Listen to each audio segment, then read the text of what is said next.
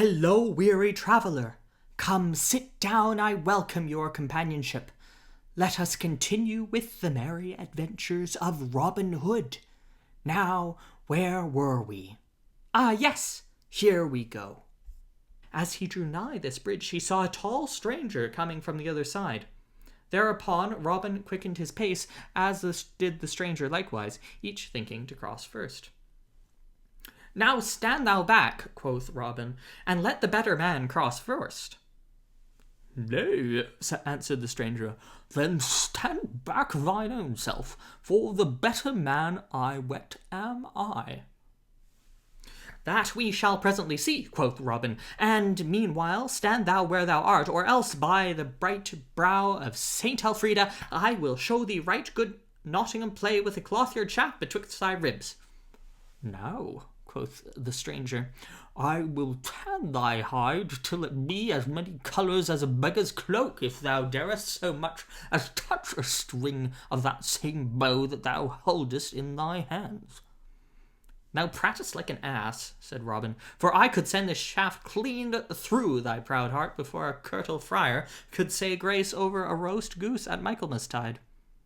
"Thou pratest like a coward," answered the stranger, "for thou standest there with a good yew bow to shoot at my heart, while I have not in my hand but a plain blackthorn staff wherewith to meet thee."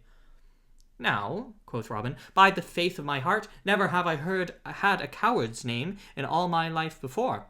I will lay my trusty bow and neck my arrows, and if thou darest abide my coming, I will go and cut a cudgel to test thy manhood withal." "Marry, that will I abide thy coming, and joyously too," quoth the stranger, whereupon he leaned sturdily upon his staff to await Robin. Then Robin Hood stepped quickly to the cover-tide and cut a good staff of ground oak, straight and without new, and 6 feet in length, and came back trimming away the tender stems from it, while the stranger waited for him, leaning upon his staff and whistling as he gazed round about.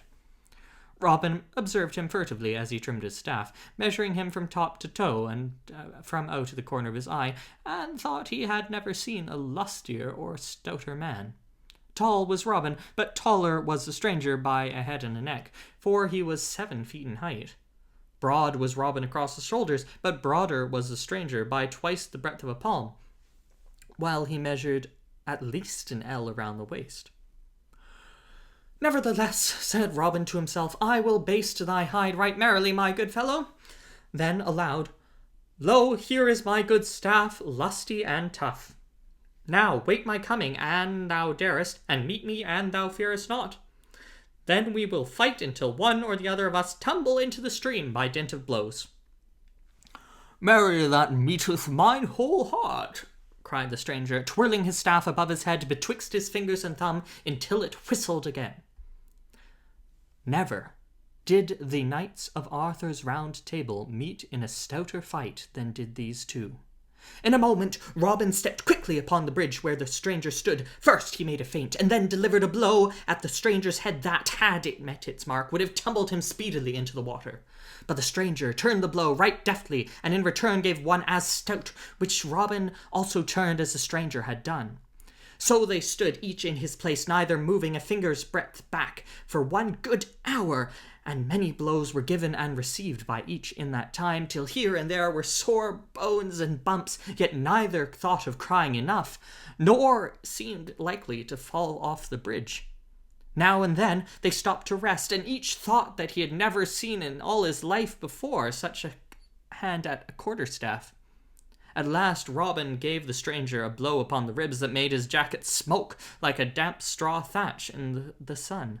So shrewd was the stroke that the stranger came with a hair's breadth of falling off the bridge, but he regained himself right quickly, and by a dexterous blow gave Robin a crack on the crown that caused the blood to flow. Then Robin grew mad with anger and smote with all his might at the other, but the stranger warded the blow and once again thwacked Robin, and this time so fairly that he fell heels over head into the water as the queen pin falls in a game of bowls. "And where art thou now, my good lad?" shouted the stranger, roaring with laughter. Oh, in the flood and floating down with the tide, cried Robin, nor could he forbear laughing himself at his sorry plight. Then, gaining his feet, he waded to the bank, the little fish speeding hither and thither, all frightened at his splashing. Give me thy hand, cried he when he had reached the bank. I must needs own thou art a brave and sturdy soul, and, withal, a good stout stroke with the cudgels. By this and by that my head hummeth like a hive of bees on a hot June day.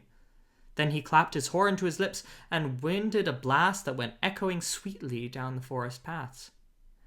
"Eh, Mary," quoth he again, "thou art a tall lad, and eke a brave one, for ne'er I bow is there a man betwixt here and Canterbury town could do the like to me as thou hast done." "And thou," quoth the stranger, laughing, "takest thy cudgelling like a brave heart and a stout yeoman." But now the distant twigs and branches rustled with the coming of men, and suddenly a score or two of good stout yeomen, all clad in Lincoln green, burst out from the covert, with merry Will Stutely at their head. "Good master," cried Will, "how is this? Truly thou art all wet from head to foot, and that to the very skin." "Why, Mary," answered jolly Robin, "that yon stout fellow hath tumbled me neck and crop into the water, and hath given me a drubbing besides." "Then he shall not go without a ducking and eke a drubbing himself," cried Will Stutely. "Have at him, lads."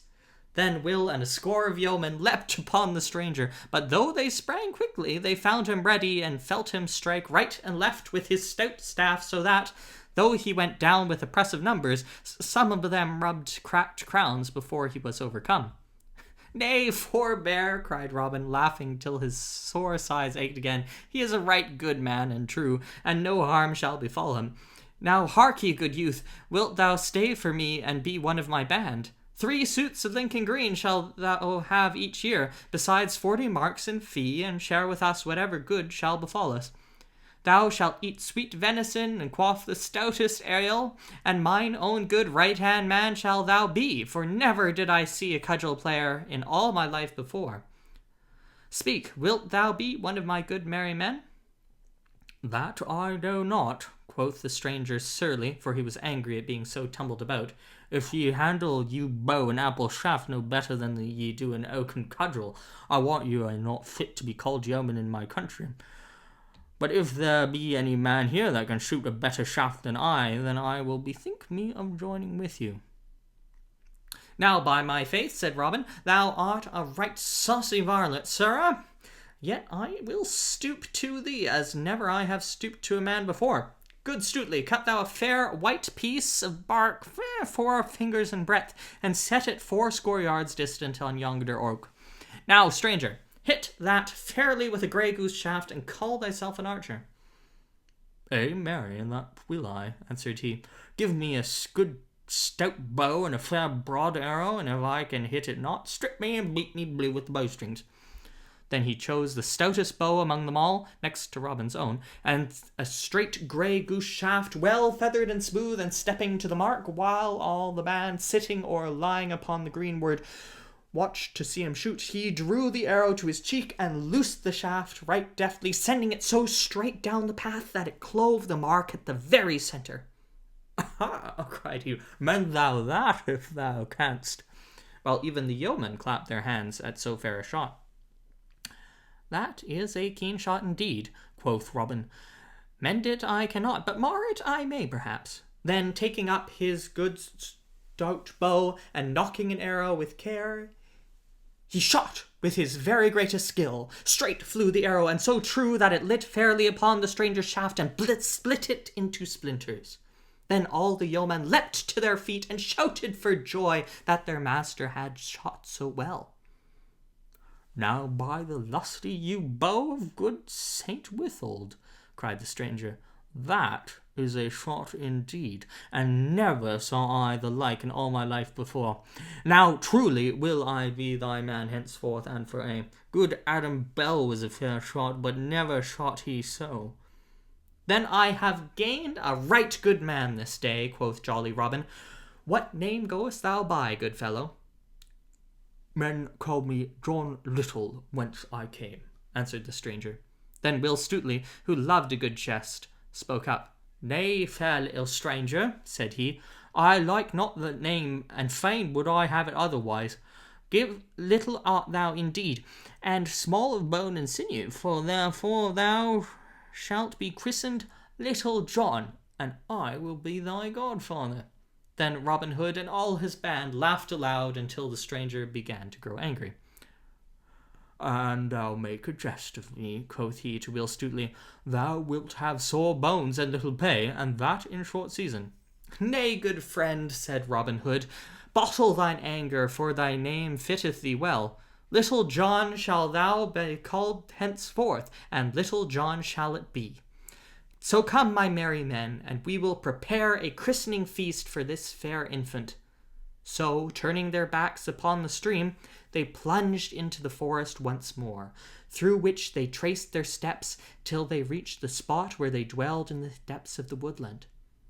There had they built huts of bark and branches of trees, and made couches of sweet rushes, spread over with the skins of fallow deer. Here stood a great oak tree with branches spreading broadly around, beneath which was set a seat of green moss, where Robin Hood was wont to sit at feast and at merrymaking with his stout men about him.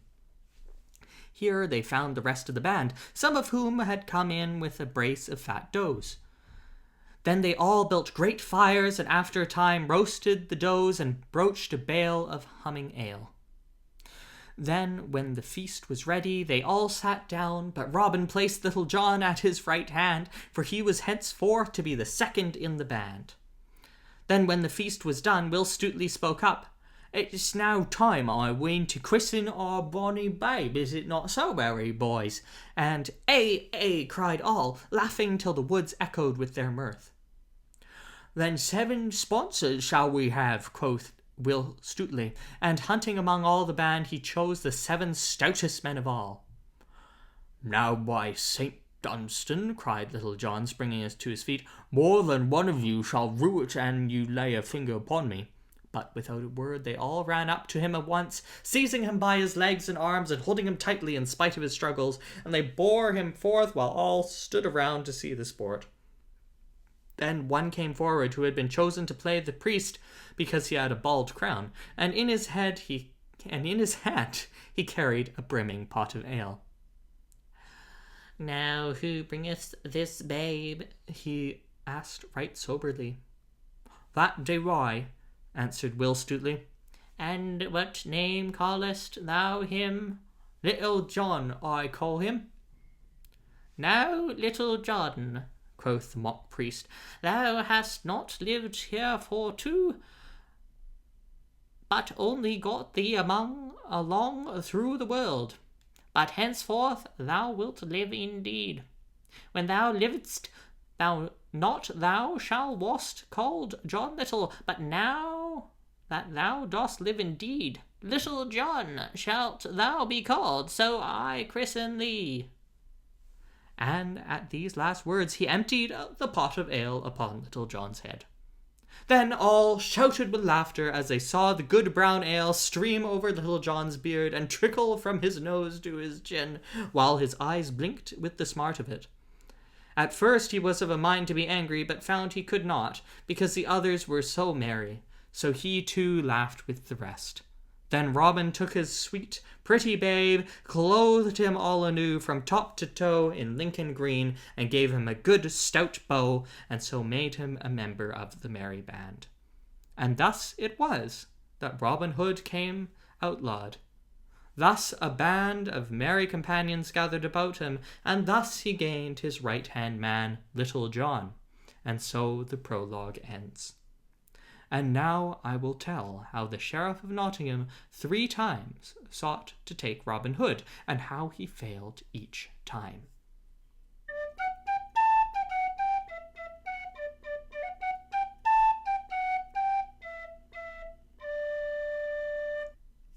Alas, the time I must away, but fear not, my dear friend, we shall return. I look forward to when we meet again to continue our tale.